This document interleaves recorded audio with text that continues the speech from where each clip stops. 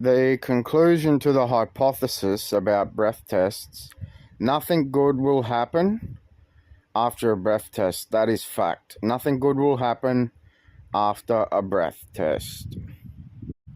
Yeah, as I said, nothing good will happen after a breath test or a drug test. So the conclusion is a breath test, a forced breath test, as in blowing this, a forced breath test, nothing, the fact is nothing, you might not be drink driving, but the fact is nothing good will happen after a forced breath test.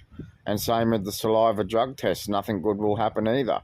You might not be drug driving or whatever they call it, you might not be drink driving, but after a random breath test, nothing good will happen.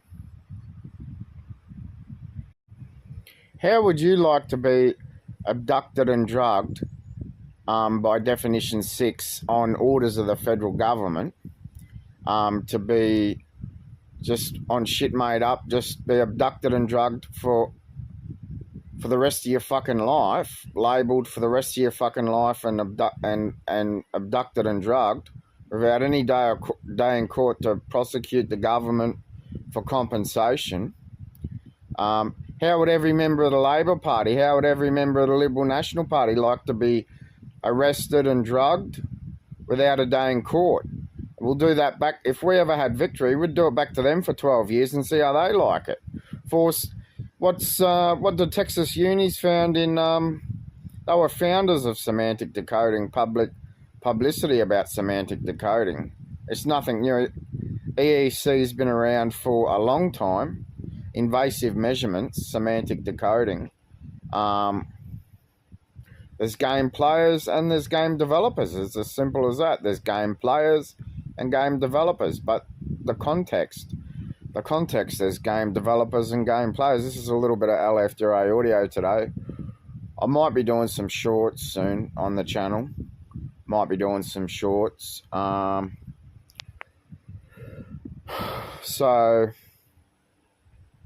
I was going to do the other two that the 25th of November, I was going to turn them into shorts. I still could make the 25th of November 2024 LFDRA audio recordings into shorts. I could do that. That'd be interesting. So how would every member of the Australian Labor Party, how would they all like to consume the laws they've dished up? How would they all like to be, how would every member of the Liberal National Party Queensland like to be abducted and drugged? And how would every member of the Liberal National Party Queensland and the Labor Party Queensland, how would they all like to be arrested and abducted and drugged without a day in court for over 12 years, labelled on shit made up in the measured apparatus? How would they like to consume that for over 12 years without a day in court? You should be able to have a day in court.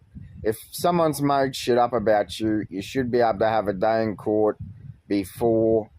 But according to the laws, they can just exploit people in the human slavery trade, because faculties need clients for that.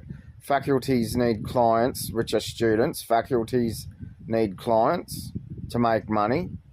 And the pharmaceutical industries need faculty students to make money, to flog their products.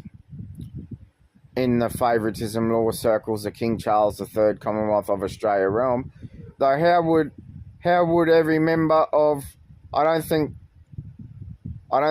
see, it's terrorism what they do. It's terrorism what, it's malware. The Liberal National Party's Liberal National Party's been a publicly listed terrorist organisation for quite some time because they're in favouritism support of King Charles III realm.